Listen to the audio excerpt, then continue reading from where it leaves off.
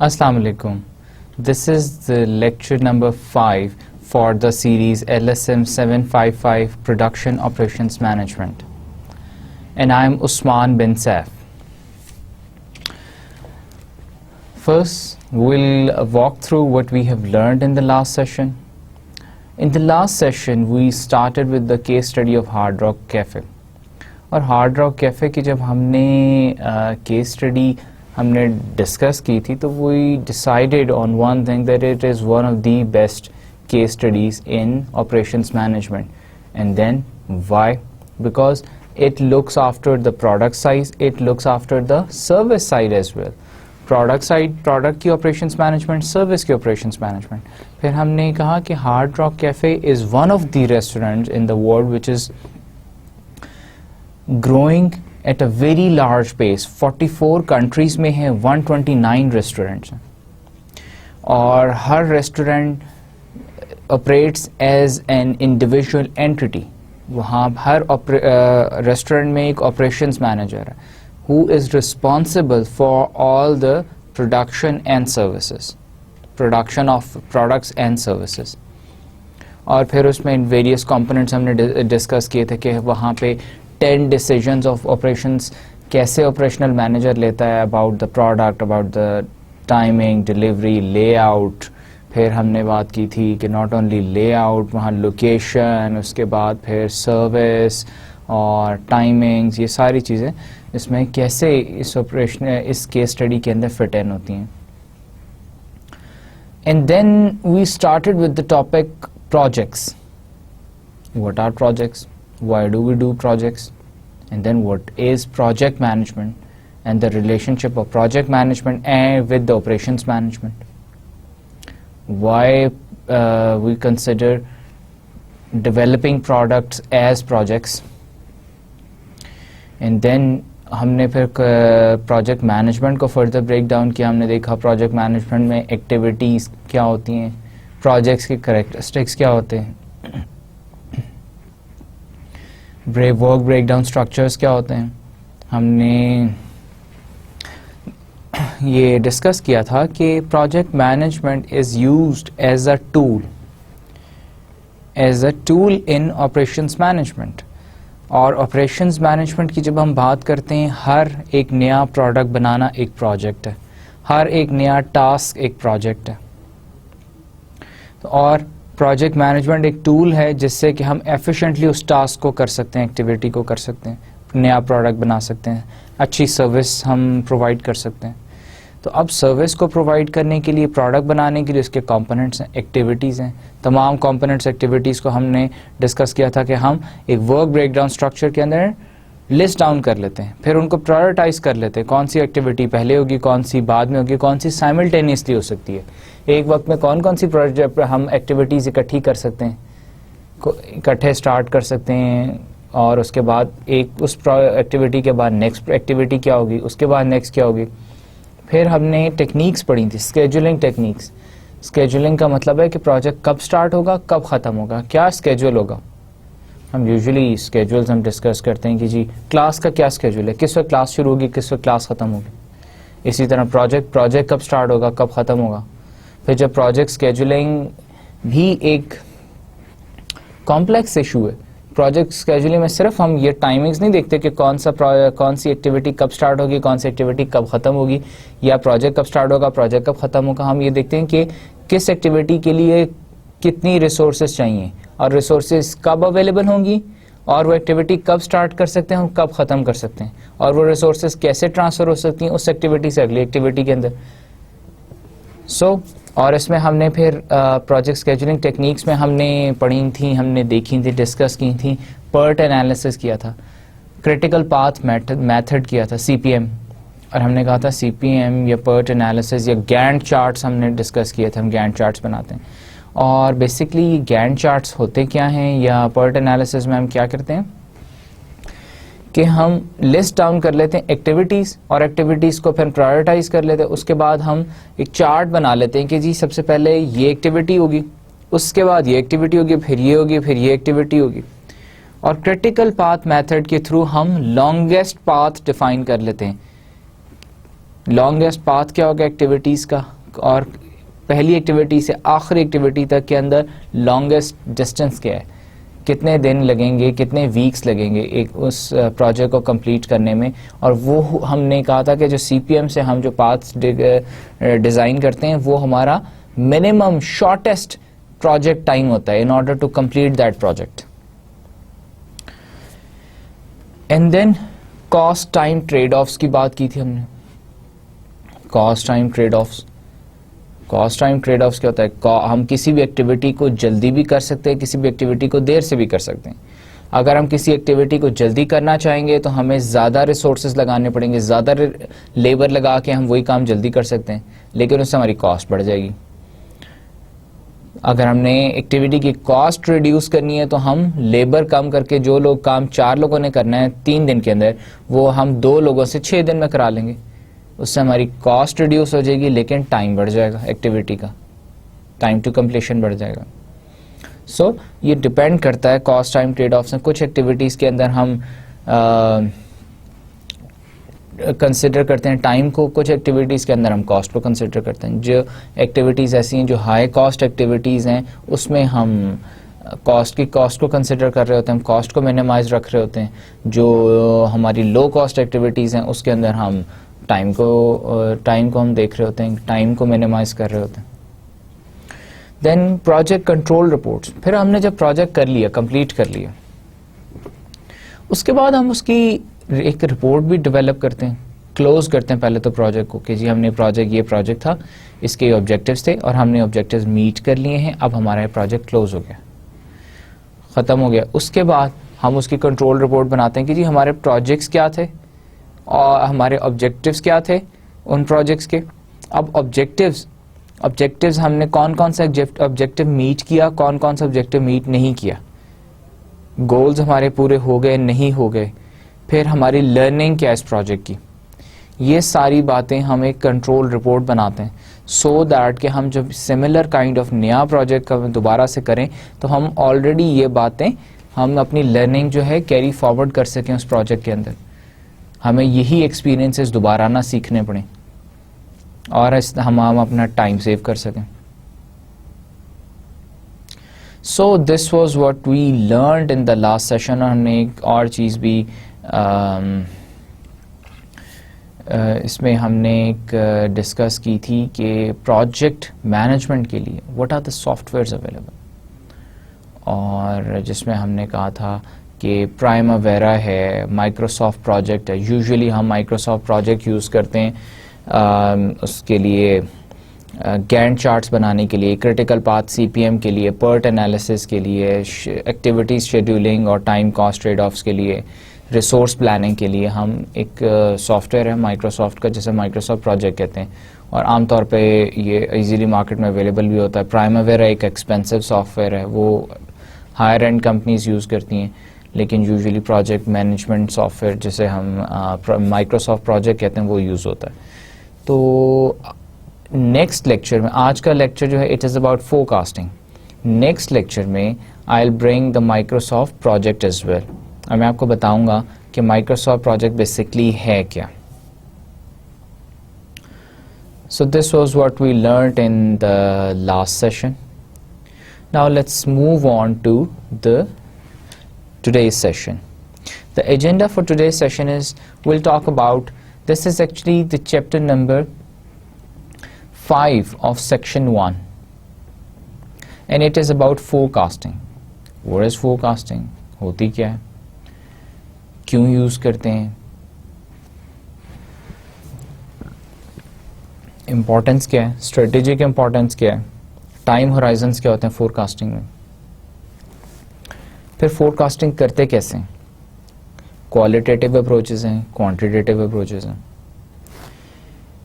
Associative forecasting methods. अब forecasting और जो फोरकास्टिंग हम एक्टिविटीज़ हैं उनका आपस में रिलेशनशिप क्या है, एसोसिएशन क्या है, और एसोसिएशन हम कैसे हम फाइंड करते हैं, हम through regression and correlation, regression analysis करते हैं, कोरिलेशन एनालिसिस करते हैं।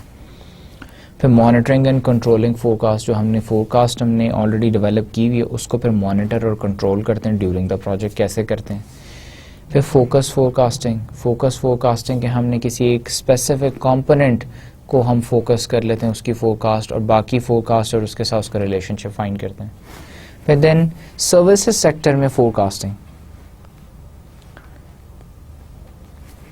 सर्विसेज सेक्टर में हम कैसे फोरकास्टिंग करते हैं। प्रोडक्ट का तो चले हम एक अगर रफ सी एग्जांपल लें, प्रोडक्ट का तो हम कह सकते हैं कि जी इस महीने हमने इतने की चेन्स हमने मैन्युफैक्चर किए थे, तो अगले महीने की और इतनी सेल थी, तो अगले महीने की फोरकास्ट ये है कि जी इससे 10% ज़्यादा सेल हो जाएंगे।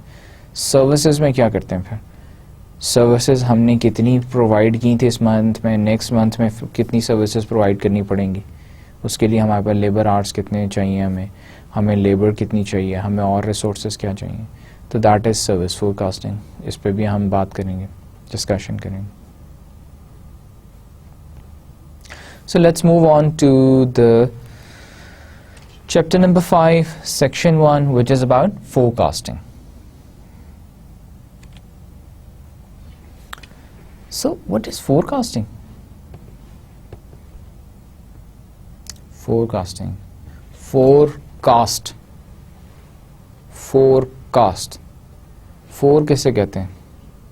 प्री कहते हैं, फोर कहते हैं। प्री कहते हैं कि जी जो पहले गुजर गया, जैसे हम अपनी फाइनेंस में या ऑपरेशंस मैनेजमेंट में हम एक टर्म यूज़ करते हैं pre determined rate.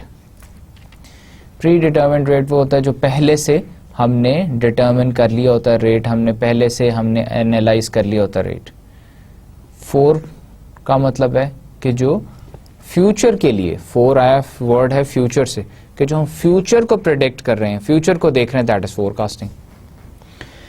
Process of predicting a future event. Underlying basis of all business decisions.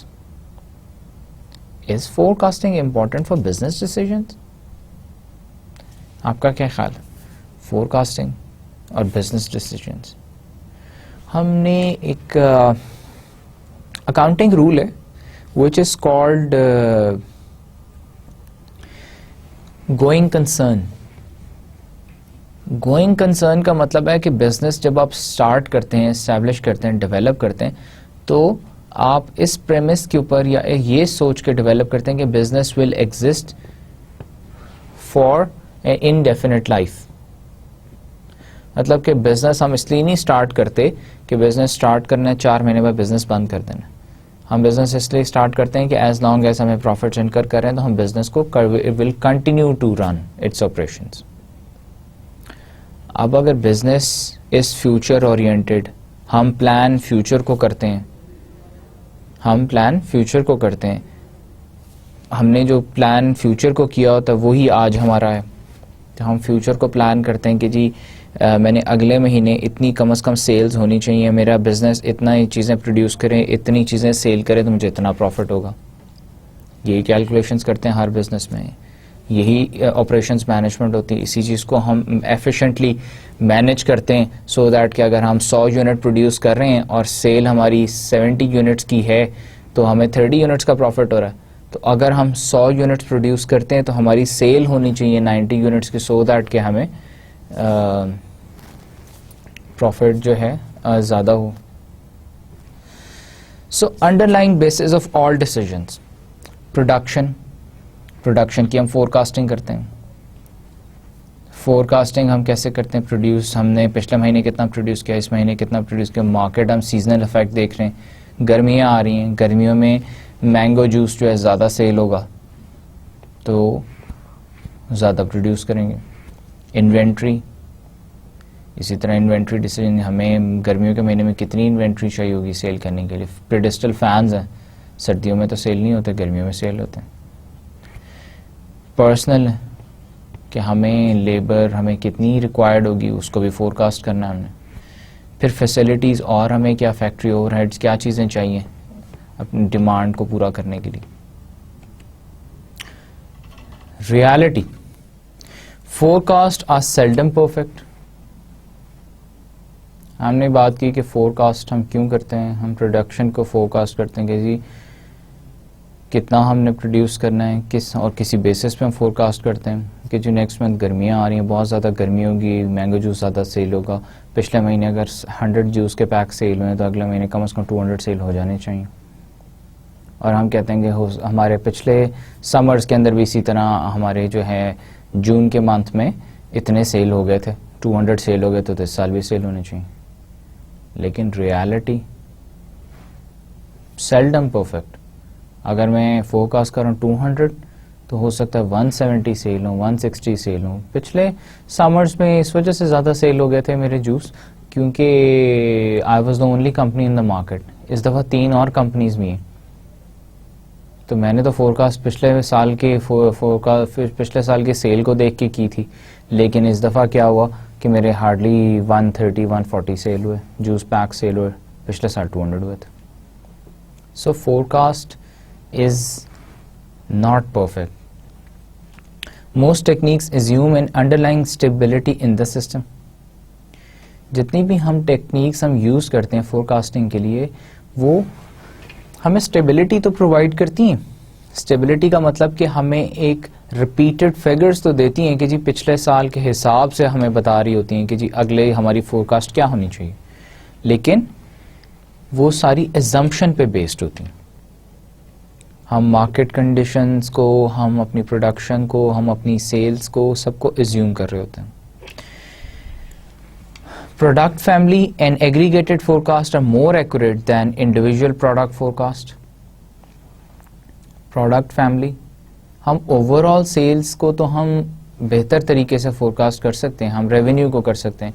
हम कह सकते हैं कि जी अगर हमारी प्रोडक्ट फैमिली, हमारे पास मैंगो जूस है, पीच है, ऑरेंज है, उसके बाद हमारे पास स्क्वाशेस हैं, उसके बाद हमारे पास जेलीज हैं, जैम्स हैं, हम कहते हैं कि जी इन सब की सेल समर्स में ज़्यादा हो जाती है। इंडिविजुअली हम इतना एक्यूरेटली नहीं फोरकास्ट कर सकते किसी भी फोरकास्टिंग मॉडल से कि मैंगो जूस इतना सेल होगा, पीच जितना सेल होगा, ऑरेंज इतना सेल होगा। लेकिन हम एग्रीगेट अगर इन सब का देखें और हम एक टोटल फोरकास्ट देखें तो वो मोर और लेस हम not very accurately, in fact more और less close to the target या एक्सपेक्टेड हमारी सेल के को हम अचीव कर सकते हैं।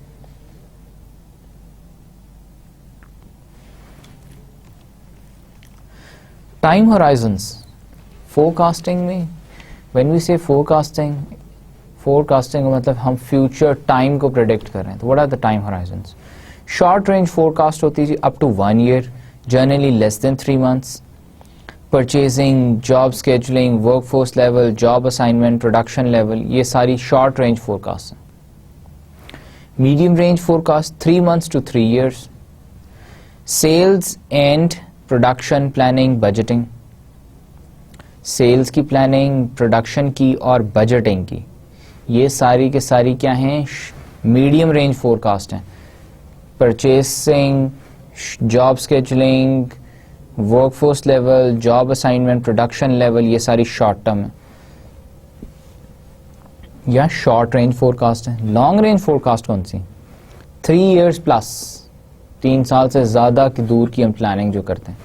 New product planning, facility location, research and development. New product, हम एक नई गाड़ी प्रोड्यूस करने जा रहे हैं तो हम 3 साल पहले उसकी प्लानिंग स्टार्ट करते हैं कि यार नया मॉडल हमने मार्केट में लेके आना है तो उसमें क्या फीचर्स होने चाहिए, उसके रिसर्च एंड डेवलपमेंट स्टार्ट कर देते हैं उसके ऊपर। फिर हमने नया अगर प्लांट, नई फैक्ट्री लगानी है तो हम पहले लोकेशन ढूंढते हैं, कहाँ लगानी है, कौन सी फैक्ट्री लगानी, कैसी, ये सारी हमारी लॉन्ग रेंज फोरकास्ट है। शॉर्ट रेंज में कौन कौन सी फोरकास्ट आ जाती हैं? Purchasing, job scheduling, workforce level, job assignment, production level. Similarly medium range forecast are sales and production planning, budgeting. Influence of product life cycle. Product life cycle की 4 phases हैं, 4 stages हैं। पहली इंट्रोडक्शन, ग्रोथ, मैच्योरिटी और decline. हर product इन 4 stages से गुजरता है। Introduction and growth require longer forecast than maturity and decline। Introduction और ग्रोथ, क्योंकि इंट्रोडक्शन और ग्रोथ, अब इंट्रोडक्शन क्या है? डेवलपिंग है, रिसर्च एंड डेवलपमेंट है, जो कि हम पिछले 3 साल पहले कर रहे होते। ग्रोथ भी इसी तरह है। अब मैच्योरिटी, मैच्योरिटी में हम सिर्फ सेल्स को देख रहे हैं, हम मीडियम रेंज होती है, इसी तरह डिक्लाइन में शॉर्ट रेंज होती है. As product passes through the life cycle, forecasts are usually useful in projecting staffing levels, inventory and factory capacity.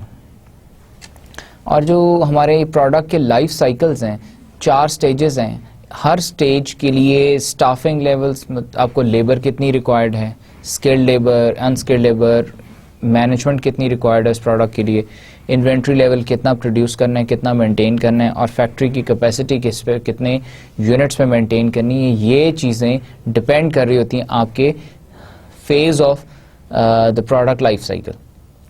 Introduction में आपको इन सब की ज़्यादा ज़रूरत पड़ती है, ग्रोथ में ज़्यादा पड़ती है, मैच्योरिटी में कम, डिक्लाइन में आप एंड कर रहे होते हैं. Now coming to product life cycle. Operational management strategy issues. These are the strategies.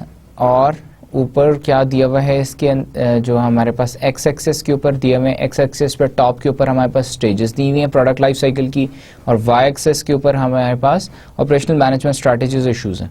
Introduction stage में हमारा इशूज़ क्या हैं? प्रोडक्ट डिज़ाइन डेवलपमेंट है, क्रिटिकल इशू है. Frequent product and process design changes हैं, शॉर्ट प्रोडक्शन रन्स हैं, high production cost है, limited models है, अटेंशन टू क्वालिटी.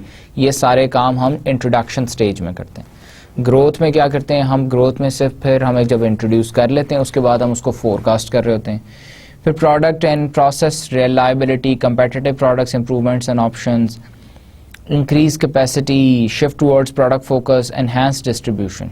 ये हम ग्रोथ फेज़ के अंदर ये वाली एक्टिविटीज़ करते हैं, ऑपरेशनल मैनेजमेंट एक्टिविटीज़ करते हैं, जिसमें जो मोस्ट इंपॉर्टेंट है वो है प्रोडक्ट एंड प्रोसेस रिलायबिलिटी और कंपेटिटिव प्रोडक्ट्स इंप्रूवमेंट. जो ऑलरेडी मार्केट में प्रोडक्ट्स अवेलेबल हैं उनसे अपने आप को ज़्यादा कंपेटिटिव करने की कोशिश करते हैं. Then comes the maturity stage of the product life cycle, जिसमें standardization, fewer product changes, optimum capacity, increasing stability of process, long production runs, product improvement and cost cutting. ये सारी strategies, operational management strategies आ जाती हैं जो use होती हैं. And finally coming to the decline, the last stage of product life cycle. उसके बाद product becomes dead. Little product differentiation, cost minimization, overall capacity in the industry, prune line to eliminate items not returning good margins, reduce capacity. अब decline stage के अंदर already ये क्या हो रहा होता है कि प्रोडक्ट मर रहा होता है, प्रोडक्ट जो होता है वो मार्केट में से ख़त्म हो रहा होता है. तो अब अकॉर्डिंगली आप अपनी कैपेसिटी भी, आउटपुट कैपेसिटी भी कम करते जाते हैं. आप अपनी प्रोडक्ट लाइन को क्या कर रहे होते हैं? प्रून कर रहे होते हैं किसी और नए प्रोडक्ट के लिए. सो आप ऑपरेशनल मैनेजमेंट जो स्ट्रैटेजीज यूज़ करते हैं वो कॉस्ट मिनिमाइजेशन और रिडक्शन इन कैपेसिटी है.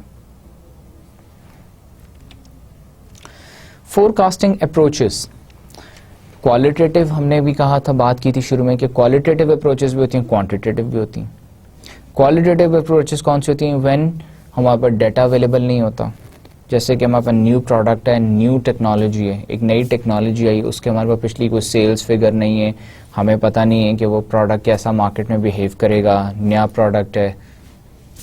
Involves intuition experience, forecasting sales on internet. अब involves intuition and experience. Intuition क्या होता है? माई इनर सेल्फ, मुझे लगता है कि ये प्रोडक्ट बहुत अच्छा मार्केट में बिहेव करेगा, बहुत अच्छी सेल होगी इसकी, या मेरा एक्सपीरियंस है कि इस तरह का प्रोडक्ट हो तो मार्केट में उसकी सेल अच्छी होती, ज़्यादा सेल होता है. So it is based on my intuition and my experience. Now what are the qualitative methods? Jury of executive opinion, pool opinions of high level experts, sometimes augments by statistical models. अब हम क्या करते हैं? Experts से और उनसे उनकी राय ले लेते हैं. जैसे कि फैशन इंडस्ट्री है, उसमें जितने फैशन मैगजीन्स हैं उनके जो चीफ एडिटर्स हैं, they are the fashion specialist. उनसे हम उनकी राय ले लेते हैं कि इस तरह का ड्रेस मार्केट में सेल होगा, नहीं होगा, या क्या डिमांड होगी, इसकी कितनी सेल होनी चाहिए.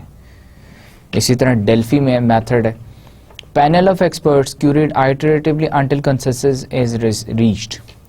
डेल्फी टेक्निक है कि हम एक्सपर्ट्स को बिठा देते हैं सारे और उनसे बारी बारी पूछते जाते हैं उनके व्यू पॉइंट्स, और उसके बाद हम एक स्ट्रैटेजी उनसे पूछते जाते हैं और इवेंचुअली हम एक वन स्ट्रैटेजी के ऊपर सब जब एग्री कर जाते हैं तो वो हमारा फोरकास्टिंग मॉडल होता है। Sales force composite estimates from individual salesperson are reviewed for reasonableness then aggregated। कि हम अपनी सेल्स फोर्स से पूछ लेते हैं कि भाई आप मार्केट में जैसे चाय की पत्ती, हम सेल्समैन से पूछते हैं कि भाई चाय की पत्ती कितने लोग आते हैं, किस तरह की चाय की पत्ती मांगते हैं, और वो चाय की पत्ती में क्या प्रॉब्लम्स आ रहे हैं, और अगर हम नया प्रोडक्ट एक नई हम टी मार्केट में लेके आएँ तो उसमें क्या क्या चीज़ें होनी चाहिए, और अगर वो ये चीज़ें हों तो उसकी कितनी सेल होगी। फिर कंज्यूमर मार्केट सर्वे, हम कस्टमर से पूछ लेते हैं कि आपको इस तरह का प्रोडक्ट चाहिए, नहीं चाहिए, चाहिए तो कैसा चाहिए, और आपको अगर अवेलेबल हो, इस किस प्राइस रेंज में हो तो आप कितनी चीज़ बाय करेंगे कस्टमर से। These are all qualitative techniques methods. Now coming to quantitative approaches. Quantitative में when used when situation is stable and historical data existing products and current technology है। अब क्या है क्वांटिटेटिव में, जब हमारे पास एग्जिस्टिंग डेटा मौजूद है, डेटा क्या मौजूद है, पिछले साल की सेल्स हैं, पिछले महीने की सेल्स, हमारे पास सेल्स की फिगर्स हैं, प्रोडक्शन की फिगर्स हैं, रॉ मटेरियल की कॉस्ट है, लेबर की कॉस्ट है, ये सारे के सारे हमारे पास डेटा मौजूद है, और उस डेटा पे बेस करके हम नेक्स्ट फोरकास्ट डेवलप कर लेते हैं। इन्वॉल्व्स मैथमेटिकल टेक्निक्स, हम मैथमेटिकली इसको हम कंप्यूट कर सकते हैं। फॉर एग्जांपल जैसे forecasting sales of LCD television, LCD televisions की हम पिछली जो टेक्नोलॉजी थी या पिछली जो एलसीडीज हमारी सेल हुई उस पे बेस करके कि पिछले साल इतनी सेल हुई तो इस साल कितनी सेल होंगी। Then quantitative approaches, quantitative methods हैं डिफरेंट जो कि हम यूज़ करते हैं। एक नेव अप्रोच है, मूविंग एवरेजेस हैं, एक्सपोनेंशियल स्मूथिंग है, ट्रेंड प्रोजेक्शन है, लीनियर रिग्रेशन है। Now naive approach, moving average, exponential smoothing, trend projection, ये सारे टाइम सीरीज मॉडल हैं जो कि हम फोरकास्टिंग के लिए यूज़ करते हैं। और लीनियर रिग्रेशन जो है वो एसोसिएटिव मॉडल है जो कि हम फोरकास्टिंग के लिए इस्तेमाल करते हैं। इन सारी अप्रोचेस को क्वांटिटेटिव अप्रोचेस कहते हैं, सिंस क्योंकि इसमें हम डाटा यूज़ करते हैं, existing data. What is time series forecasting? Set of evenly spaced numerical data obtained by observing response variable at regular time periods, forecast based only on past values, no other variables important. Assume that factors influencing past and present will continue influence in future. Time series forecasting. Time series forecasting क्या होती है? Time series data किसे कहते हैं? Time series data कहते हैं उस data को जो कि time के साथ tagged हो। अगर हम कहें कि डेली की गोल्ड की प्राइसेस हैं मार्केट में, सोने की गोल्ड की प्राइसेस हैं, हम कहते हैं कि जी डेली गोल्ड की प्राइस बढ़ती है, कम हो जाती है, डेली की प्राइस होती है, मतलब किसी दिन बढ़ गई किसी दिन कम हो गई। अब अगर हम कहें कि जी आज एक महीना है, महीने में 30 डेज हैं, तो फर्स्ट के ऊपर डे 1 के ऊपर क्या प्राइस थी, डे 2 पे क्या प्राइस थी, डे 3 पे क्या थी, डे 4 पे क्या थी, डे 5 पे क्या थी, डे 6 पे क्या थी।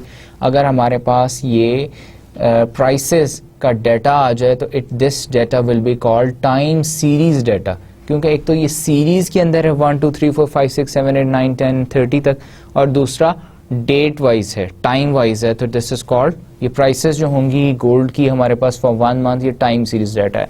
इसी तरह अगर हम इसको 10 साल का हमारे पास गोल्ड के प्राइसेस का डाटा है या हमारा प्रोडक्शन का डाटा है, हम उस पे बेस करके फोरकास्ट करते हैं, तो ये बेसिकली टाइम सीरीज डाटा है जो कि एक्चुअली पिछले जो फिगर्स हैं उनके एवरेजेस लेके ये प्रोजेक्ट कर रहा होता है।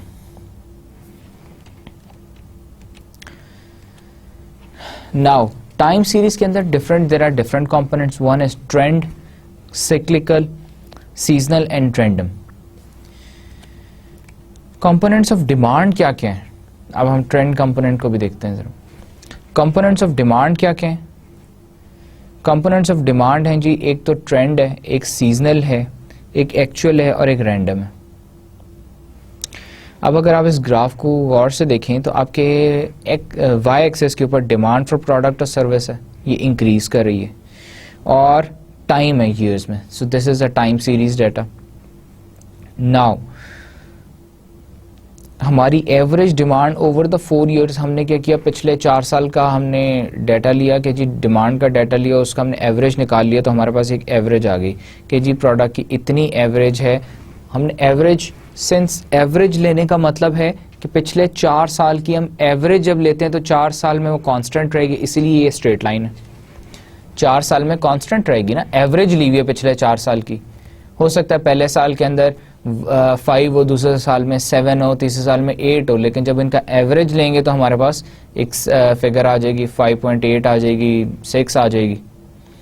तो ये हमारे पास स्ट्रेट लाइन आ रही है along the x axis.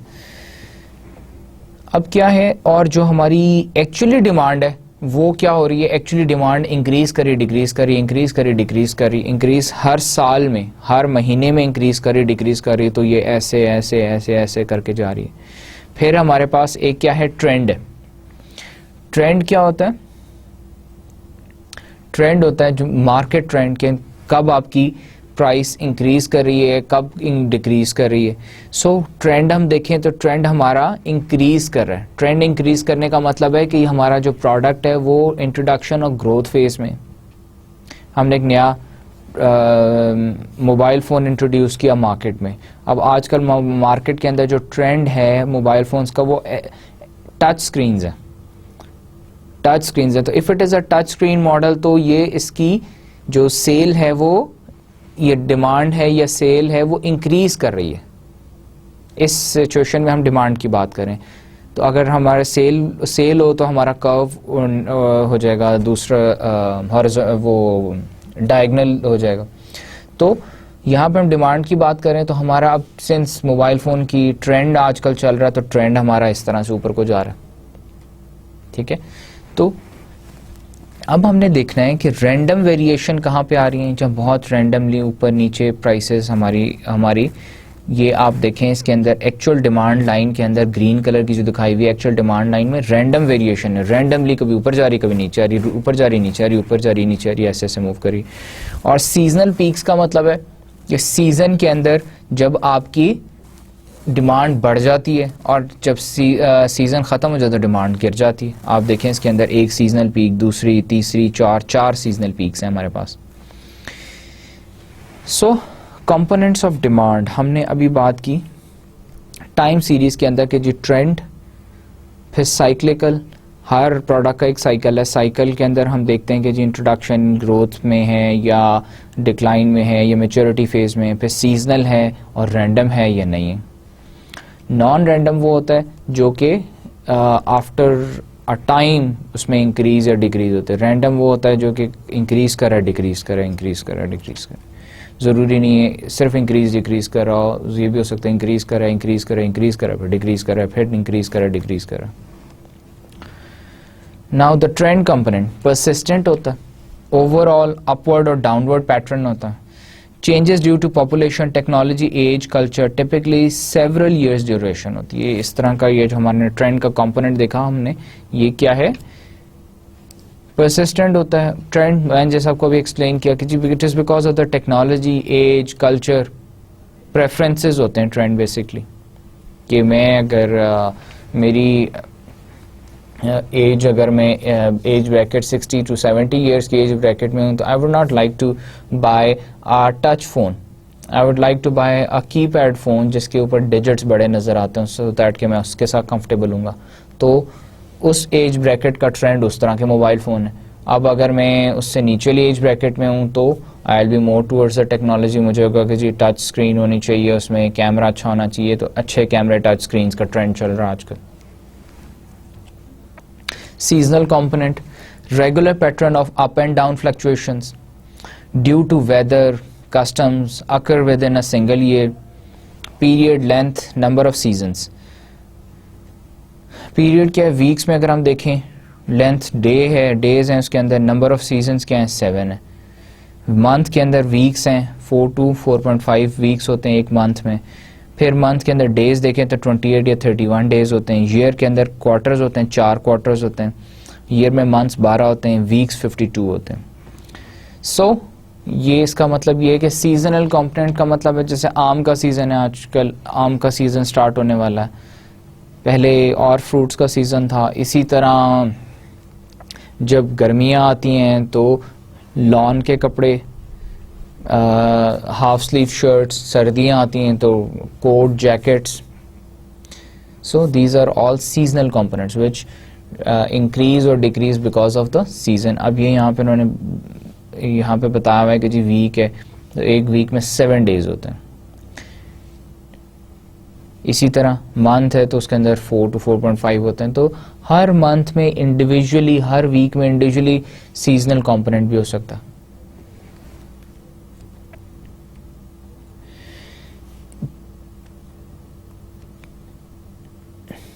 Cyclical component, repeating up and down movements, affected by business cycle, political and economic factors, multiple year duration। cyclical component जो होता है वो भी multiple years के ऊपर होता है, और up and down because कभी economy की condition better हो गई तो आपका business भी boom करना शुरू हो गया, economy के interest rates बढ़ गए तो आपका जो है business जो है वो profit ratio down होनी शुरू हो गई। so this is cyclical। Random is erratic, unsystematic, residual fluctuations। Random component क्या है कि fluctuations, ऊपर नीचे ऊपर, due to random variation, unforeseen events। short duration होती है, non repeating होता है। non repeating का मतलब ये होता है कि जैसे अगर मंडे को आपका स्टॉक प्राइस इंक्रीज किए, ट्यूसडे को डिक्रीज किए, फिर लेकिन जिस रेशो से इंक्रीज करे उसी रेशो से डिक्रीज नहीं कर रहा होता। अगर 5% से इंक्रीज किया है तो हो सकता है 2% से डिक्रीज करो, फिर 10% से इंक्रीज किया है तो 7% से डिक्रीज कर रहा है। सो this is random component. Naive approach, assumes demand in next period is the same as demand in most recent period। इसका मतलब है कि मोस्ट रिसेंट पीरियड, पिछले साल गर्मियों में जितने हमें मैंगो जूस की डिमांड थी, अगले साल गर्मियों में भी उतनी ही मैंगो जूस की डिमांड होगी। That is the naive approach. Basically cost effective efficient approach है, लेकिन it is just a good starting point. ज़रूरी नहीं है हम फोरकास्ट एक जस्ट स्टार्टिंग पॉइंट के लिए कह सकते हैं कि जी पिछले साल अगर mango juice 2 lakh mango juices की डिमांड थी तो इस साल भी most probably 2 lakh mango juices की। ज़रूरी नहीं है कि 2 लाख ही हो, या ये एक्यूरेट फिगर भी नहीं है। Moving average method. Moving average is a series of arithmetic means used if little or no trend, used often for smoothing, provides overall impression of data over time। Moving average क्या बताती है कि जी हमारे पिछले सालों का हमें एवरेज बता देती है, पिछले साल का एवरेज, उससे पिछले साल का एवरेज, उससे पिछले साल का एवरेज, और इन सब का हम एवरेज ले लेते, हमें पता चल जाता है कि जी हमारे प्रोडक्ट की डिमांड तकरीबन ऐसी है, अगले साल भी तकरीबन इतनी होगी। जैसे हम इसकी अगर एग्जांपल देखें तो जी जनवरी के महीने में शेड सेल्स जो थी वो 10 थी, फरवरी में 12 थी, मार्च में 13 थी। इन सब का अगर हम एवरेज ले लें तो हमारे पास आ जाएगी अप्रैल की, आ जाएगी अप्रैल की। हम कहते हैं कि जी 11.25 है, अप्रैल की 11.25 है। हमने क्या किया, इन तीनों का एवरेज ले लिया, एवरेज ले लिया तो हमारे पास आ गया अगले महीने की डिमांड आ गई कि जी हमने पिछले 3 महीने में इतनी सेल किए। तो लेकिन इसमें हम उस वक्त यूज़ करते हैं जब ट्रेंड कंपोनेंट ना हो सकता है कि अप्रैल में प्रोडक्ट का ट्रेंड बढ़ जाए, इंक्रीज हो जाए, ट्रेंड कंपोनेंट या सीजनल कंपोनेंट ना हो, तब हम इसको मूविंग एवरेज को यूज़ करते हैं। इसी तरह अगर हम देखें ग्राफ देखें तो हमारे पास मूविंग एवरेज का और एक्चुअल सेल्स का। सो एक्चुअल सेल्स और मूविंग एवरेज, हमें मूविंग एवरेज बेसिकली हमें बता रही होती है, फोरकास्ट बता रही है, this is not the actual sales. और हमने पहले भी डिस्कस किया था शुरू में कि फोरकास्ट एक जस्ट फिगर है हमें एक आइडिया देने के लिए, और फोरकास्ट जो होती है वो कभी भी एक्चुअल नहीं हो सकती, एग्जैक्ट या एक्यूरेट नहीं हो सकती।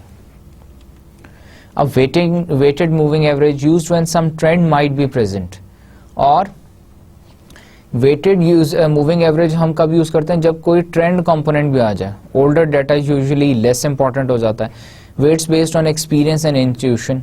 अब हम कहते हैं कि जी हम उसके साथ वेट्स भी अटैच कर देते हैं कि जी पिछले महीने हमने हमारे पास जनवरी, फरवरी, मार्च था, हमने तीनों महीने का एवरेज ले लिया, लेकिन हम कहते हैं कि जी इस दफ़ा क्योंकि सीजनल या ट्रेंड कंपोनेंट भी है, पहले महीनों के अंदर जो था वो गर्मी इतनी ज़्यादा नहीं थी जिसकी वजह से मैंगो जूस की सेल कम थी। अब क्योंकि गर्मी ज़्यादा हो गई है तो इसका मतलब है कि मैंगो जूस की सेल बढ़ जाएगी, इसलिए हम उसको वेट भी उसका हम इम्पोर्टेंस बढ़ जाती है।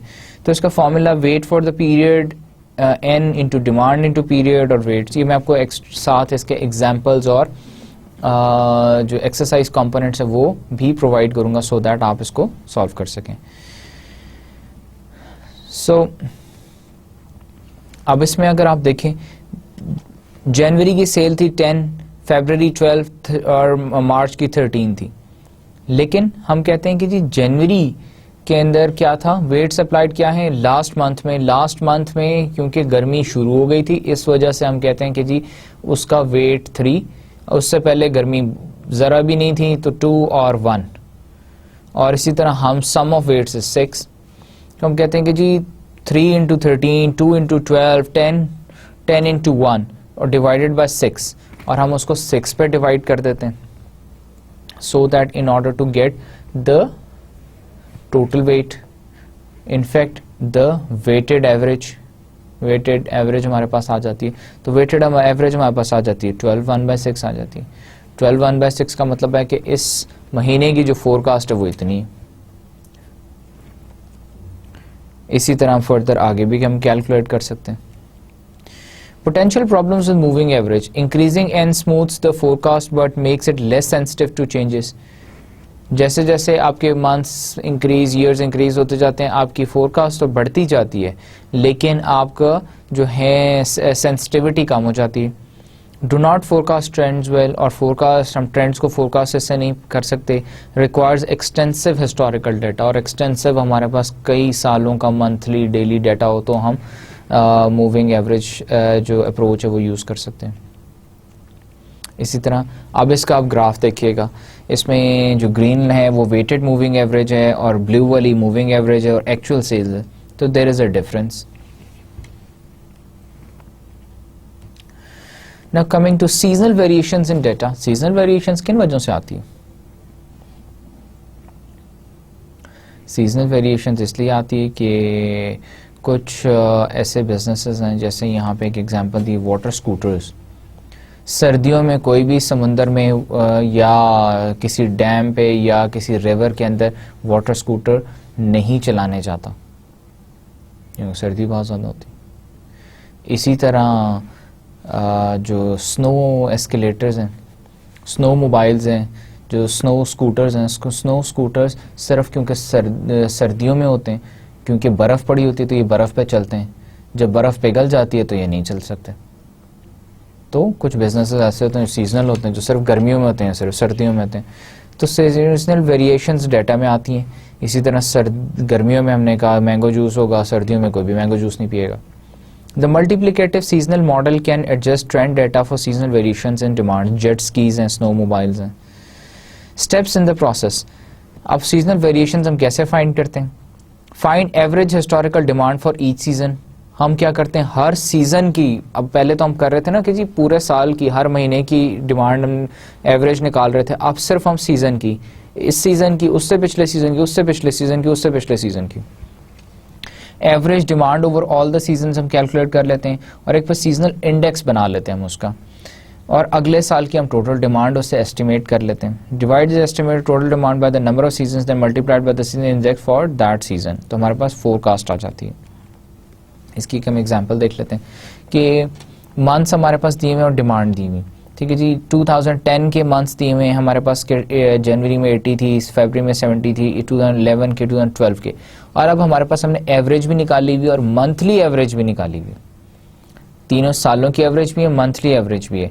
तो और सीजनल इंडेक्स कैसे निकालते हैं? एवरेज 2010 टू 2012 मंथली डिमांड और एवरेज मंथली डिमांड, तो हमारे पास कितना 0.957 आ जाता है। अब हमने ये सारे सीजनल इंडेक्स निकाल लिए, तो अगर हमारे पास सीजनल इंडेक्स दिए हुए हों और हमारे पास एनुअल डिमांड कितनी 1200 है, जनवरी में 1200, तो हमारे पास जो अगर जनवरी के अंदर हमारे पास एनुअल डिमांड 1200 है, पूरे साल की हम कहते हैं कि जी एक साल के अंदर हमारे 1200 जो हैं प्रोडक्ट यूनिट सेल होते हैं। तो अगर 1200 डिमांड है तो हम उसको इंडेक्स से मल्टीप्लाई करें डिवाइडेड बाय 12, क्योंकि 12 महीने हर मंथली बेसिस पे कैलकुलेट करें और इंडेक्स से मल्टीप्लाई करें तो हमारे पास जनवरी की डिमांड आ जाएगी कि जी जनवरी में 96 सेल होंगे, फरवरी के अंदर 85 सेल होंगे। इसी तरह बाकी मंथ्स की भी हम कैलकुलेट कर सकते हैं और इसको अगर हम ग्राफ पे प्लॉट करें तो हमारे पास 13 की फोरकास्ट और बाकी मंथ्स की डिमांड हम इस तरह से प्लॉट किए जा सकते हैं, जो कि ऑलमोस्ट एक दूसरे से कोरिलेट कर रही है, एक जैसी आ रही है।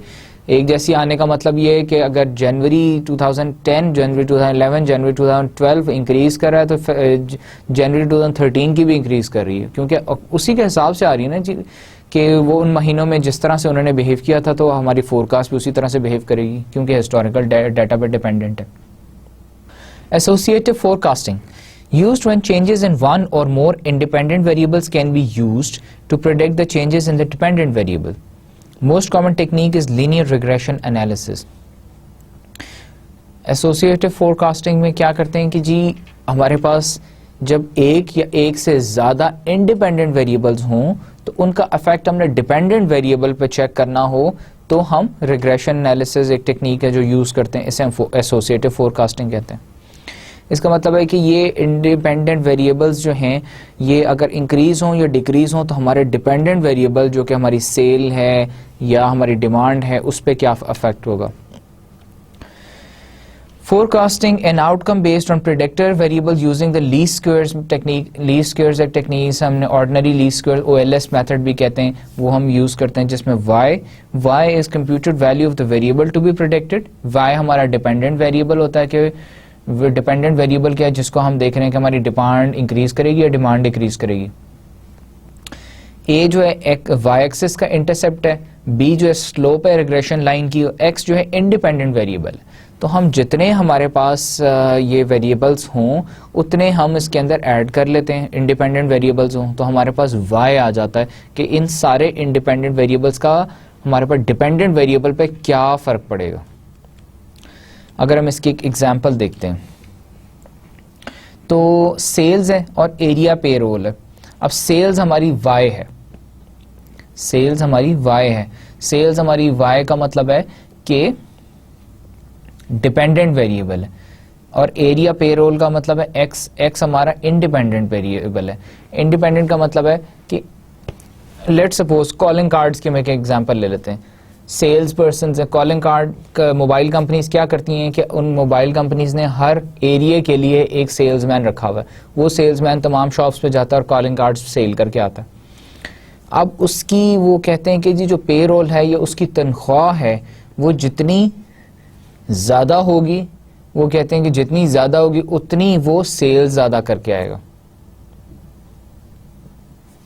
तो इसका क्या मतलब हुआ कि एरिया पेरोल अगर बढ़ती जाए तो हमारी सेल्स भी बढ़ती जाती है। तो अगर हम इसका रिलेशनशिप देखें तो रिलेशनशिप भी इस तरह से आएगा हमारे पास कि सेल्स का डाटा हमारे पास है कि जी सेल्स है, पेरोल का भी डाटा दिया हुआ है और हमने उसके बाद हमारे पास ये फॉर्मूलाज हैं जिसके थ्रू हम कैलकुलेट कर सकते हैं बीटा जो कि स्लोप है और अल्फा भी कैलकुलेट कर सकते हैं जो कि हमारा इंटरसेप्ट है। और जब हमारे पास इंटरसेप्ट और स्लोप कैलकुलेट हो गई तो हम रिग्रेशन लाइन डिफाइन कर सकते हैं। रिग्रेशन लाइन डिफाइन करके जब हमने प्लॉट की इसके ऊपर ग्राफ के ऊपर तो हमारे पास ये कुछ इस तरह की लाइन आ रही है जिसके अंदर से ये कुछ पॉइंट्स लाइन के ऊपर हैं, कुछ पॉइंट्स लाइन से बाहर हैं। तो जो पॉइंट्स लाइन के ऊपर हैं वो हमारे क्लोज वो लेस डेविएट कर रहे हैं रिग्रेशन लाइन से, जो पॉइंट्स लाइन से दूर हैं वो ज़्यादा डेविएट कर रहे हैं। सो और correlation it is one of the measures which tells. अब हमने रिग्रेशन लाइन बनाई थी ना, रिग्रेशन लाइन के ऊपर हमने कहा कि जी कुछ पॉइंट्स लाइन के ऊपर हैं, कुछ पॉइंट्स लाइन से डेविएट कर रहे हैं, दूर हैं। तो रिग्रेशन एनालिसिस में बताता है कि कितना स्ट्रॉन्ग रिलेशनशिप है उस पॉइंट का और उस लाइन का। How strong is the linear regression between the variables. Correlation does not necessarily imply causality. Coefficient of correlation measures degree of association. Values ranges from -1 to +1.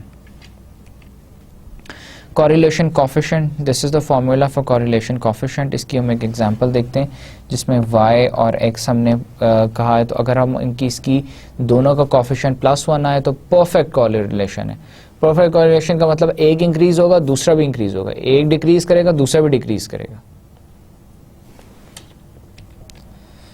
इसी तरह अगर हमारी कॉरिलेशन जो है लेस देन 1 हो, ग्रेटर देन जो है less than 1 और ग्रेटर देन 0 हो तो दैट इज पॉजिटिव कॉरिलेशन। उसका मतलब है एक इंक्रीज करेगा अगर 10% तो दूसरा इंक्रीज करेगा 5 to 7%। और अगर नेगेटिव नो कॉरिलेशन हो तो दोनों के अंदर कॉरिलेशन 0 होगी दोनों वेरिएबल्स के अंदर। और नेगेटिव कॉरिलेशन क्या होती है, एक इंक्रीज करेगा तो दूसरा डिक्रीज करेगा, एक डिक्रीज करेगा दूसरा इंक्रीज करेगा। So correlation of determination R square measures the percent of change in Y predicted by the percent in change in X। हमने दो चीज़ें डिस्कस की, एक रिग्रेशन एक कॉरिलेशन। रिग्रेशन हमें बताता है कि जो हम रिग्रेशन लाइन या स्लोप डिफाइन करते हैं तो हमें बताता है कि हम कैसे फोरकास्ट कर सकते हैं। प्रीवियस डेटा से हमारे पास फिगर्स थी, सेल्स की फिगर्स थी, उससे हमने बीटा और इंटरसेप्ट कैलकुलेट किया तो हमने एक रिग्रेशन लाइन डिफाइन कर दी। अब ये जो हमारे वेरिएबल्स हैं इनके दरमियान जो रिलेशनशिप है, स्ट्रेंथ ऑफ रिलेशनशिप, ये हमें कोरिलेशन हमें कैलकुलेट करके देता। Multiple regression, if more than one independent variable is to be used in the model, linear regression can be extended to multiple regression to accommodate several independent variables। Multiple regression मैंने आपको शुरू में बताया था कि जितने ज़्यादा हमारे इंडिपेंडेंट वेरिएबल्स हैं उतने हम b1 x1 plus b2 x2 plus b3 x3 हम ऐड कर देते हैं in order to calculate y। y क्या है, हमारी डिमांड है, फोरकास्ट है। Computationally this is quite complex and generally done on the computer. हम यूजुअली कंप्यूटर पे मॉडल्स हम यूज़ करते हैं, कंप्यूटर्स के ऊपर भी हम माइक्रोसॉफ्ट एक्सेल के अंदर रिग्रेशन हम कैलकुलेट कर लेते हैं, या SPSS एक सॉफ्टवेयर है उसमें हम EViews में कैलकुलेट कर लेते हैं। मैं इसकी सारी आपको एग्जांपल्स और एक्सरसाइजेस प्रोवाइड करूँगा जो कि आपने सॉल्व करनी होंगी, रिग्रेशन कॉरिलेशन ये सारे मॉडल्स की। In the Nodal example, including interest rate in the model gives the new equation। अब हमारे पास ये नई एक इक्वेशन आ गई, हमने जो मल्टीपल रिग्रेशन उसमें देखें। An improved correlation coefficient 0.96 means does a better job predicting the change in construction sales। अब हमें क्या 0.96 हमारे कॉरिलेशन है तो इसका मतलब है कि ये हमारा मॉडल जो है 96% हमें बता रहा है कि परफेक्टली कॉरिलेटेड है कि हमारी जैसे जब सेल्स इंक्रीज, कंस्ट्रक्शन बिजनेस बढ़ेगा तो हमारी सेल्स भी इंक्रीज होंगी। Monitoring and controlling forecast. अब हमने कहा कि जी फोरकास्ट तो हमने कर ली, डिफरेंट मॉडल्स भी देख ली, क्वालिटेटिव भी देख ली, क्वांटिटेटिव भी देख ली, उसके थ्रू हमने फोरकास्ट कर लिया। अब हमने फोरकास्ट को हमने कंट्रोल कैसे करना है। फोरकास्ट को कंट्रोल करने का मतलब है अगर फोरकास्ट हम कह रहे हैं कि जी हमारी 5000 यूनिट्स हैं और एक्चुअली हमें जो डिमांड है वो 4900 यूनिट्स की है, तो उसको हम कैसे कंट्रोल कर सकते हैं।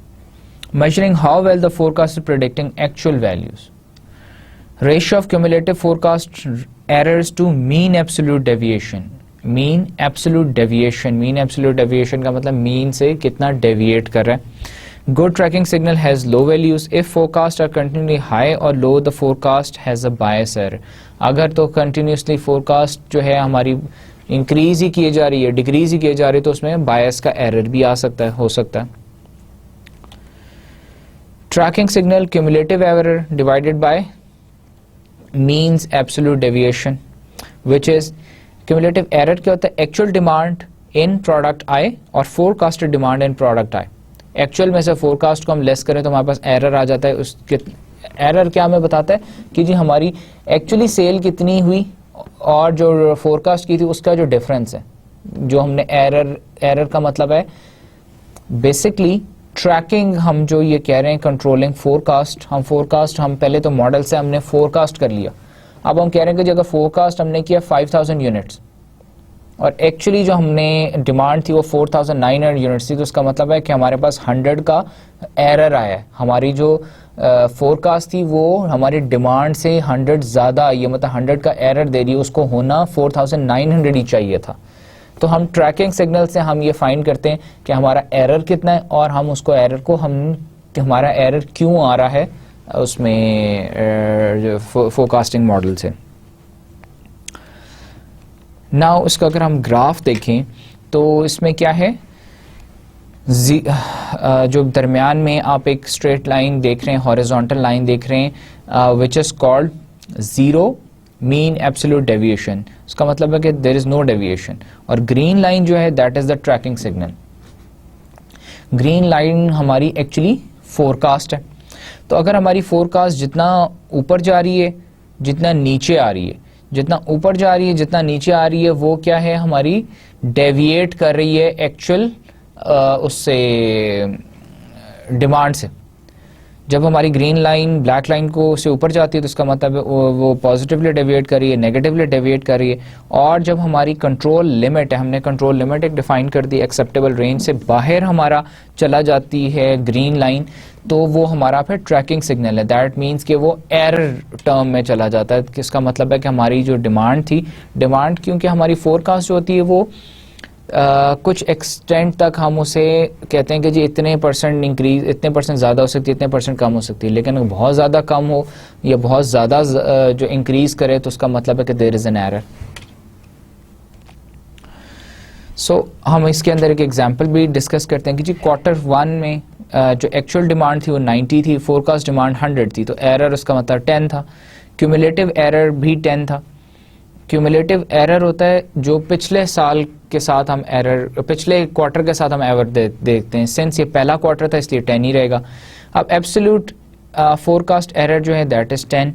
क्यूमुलेटिव एब्सोल्यूट एरर भी 10 है, तो मीन डेविएशन भी 10 है, उसका मतलब डेविएट भी 10 कर रहा है। अब अगर सेकेंड क्वार्टर में एक्चुअल डिमांड हमारी 95 हो जाए, फोरकास्ट हमारी 100 ही थी, तो एरर -5 है, क्यूमुलेटिव एरर -15 हो जाएगा। -5 एरर इस साल का, इस क्वार्टर का, और पिछले क्वार्टर का मिला के -15 हो गया। तो हमारा जो एब्सोल्यूट एरर था वो 5 था। अब क्यूमुलेटिव एब्सोल्यूट एरर कितना है? क्यूमुलेटिव क्या होता है? क्यूमुलेटिव एब्सोल्यूट एरर पिछले का और इसका मिला के, पिछले एब्सोल्यूट एरर कितना था? 10 था, इसका 5 था, तो मिला के 15 हो गया। तो हमारी जो मीन एब्सोल्यूट हमारी डेविएशन थी दैट विल बी 7.5। उसका हमने पीछे फॉर्मूला देखा, उससे हम कैलकुलेट कर सकते हैं। इसी तरह थर्ड क्वार्टर में एक्चुअल डिमांड वाज 115, फोरकास्ट हमने 100 की हुई थी, तो एरर हमारा कितना आया? +15 का। तो हमारा क्यूमुलेटिव एरर कितना हो गया? पहले -15 था, अब प्लस हो गया तो 0 हो गया। तो हमारे पास एब्सोल्यूट एरर 15, तो हमारे पास पहले जो क्यूमुलेटिव एब्सोल्यूट एरर था वो भी 15 था, तो 30 हो गया। तो हमारे पास जो डिमांड है मीन एब्सोल्यूट डेविएशन है वो हमारे पास 10 आ गई। So this is how we calculate the tracking signal. अब हमारे पास ये सारी टर्म्स आ गई। अब हम क्या करेंगे, इनको फॉर्मूला जो हमने अभी पीछे देखा था जिसमें cumulative error divided by means absolute deviation. अब हमारे पास क्यूमुलेटिव एरर कितना है? -10 है पहले केस के अंदर। Q1 के अंदर आप देखें ना, उसके सामने -10 डिवाइडेड बाय हमारे पास मीन एब्सोल्यूट डेविएशन 10 थी, तो उसका मतलब है हमारे पास ट्रैकिंग सिग्नल -1 है, फिर -2 आ रहा है, 0 आ रहा है, 1 आ रहा है, 0.5, 2.5 आ रहा है सिक्स्थ क्वार्टर के अंदर। The variation of the tracking signal between -2 and 2.5 is within acceptable limit, और हमारी acceptable limit -2 और 2.5 में, +2.5 में। तो इसका मतलब है कि जो है इसका मतलब है कि हमारा जो फोरकास्ट मॉडल है वो हमारी जो फोरकास्टिंग कर रहा है वो विद इन द रेंज है, उसमें बहुत ज़्यादा डेविएशन नहीं है। It is near accuracy. Now coming to forecasting in the service sector presents unusual challenges. Special need for short-term records needs differ greatly as function of industry and product. Holiday and other calendar events, unusual events. अब हमने देखा product में, तो देखा कि जी product के अंदर तो हम यूनिट वाइज करते हैं, डिमांड होती है, हमारी सेल होती है, इतने यूनिट बना लिए, इतनी डिमांड थी, हमने उसका एरर भी निकाल के देख लिया। लेकिन अब सर्विस सेक्टर में तो हमने सर्विस प्रोवाइड करनी है।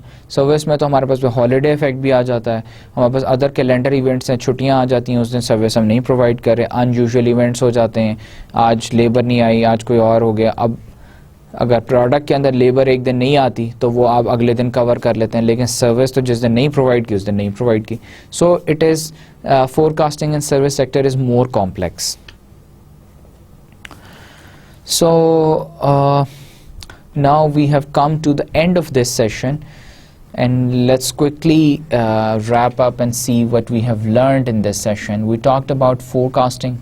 What is forecasting? होती क्या है, क्यों forecasting करते हैं, फिर टाइम होराइजन, स्ट्रैटेजिक इम्पोर्टेंस, फिर हमने मॉडल्स पे बात की, हमने फोरकास्टिंग अप्रोचेस क्या हैं, क्वालिटेटिव क्या हैं, क्वांटिटेटिव क्या हैं, फिर हमने बात की कि एसोसिएटिव मॉडल्स के भी हमने बात की। हमने पहले क्वांटिटेटिव में नैव अप्रोच देखी थी, हमने उसके बाद पे जब एसोसिएटिव पे हमने रिग्रेशन कोरिलेशन एनालिसिस को डिफाइन किया, डिस्कस किया। फिर हमने कहा कि जो मॉनिटरिंग एंड कंट्रोल कैसे कर सकते हैं फोरकास्ट को, और फिर हमने उसको जो मॉनिटरिंग कंट्रोलिंग में हमने उसके बाद की कि हम कैसे ट्रैकिंग सिग्नल कैसे हम फाइंड कर सकते हैं कि कितना हम डेविएट कर रहे हैं फ्रॉम हमारी फोरकास्ट जो एक्चुअल डिमांड से कितनी ज़्यादा डेविएट करती है, कितनी कम डेविएट करती है, that is called tracking signal. So end के ऊपर हमने सर्विस सेक्टर को भी देखा कि सर्विस सेक्टर, हमने कहा कि जी सर्विस सेक्टर प्रोडक्ट जो हमारा सर्विस है वो हमारे प्रोडक्ट्स की तरह उसमें हमारी फोरकास्ट हमारी कैलकुलेट नहीं हो सकती, उसके डिफरेंट डायमेंशन हैं, डिफरेंट पर्सपेक्टिव्स हैं, क्योंकि service is entirely or different phenomena और it is more complex as well. So now we have come to the end of today's lecture. Thank you very much.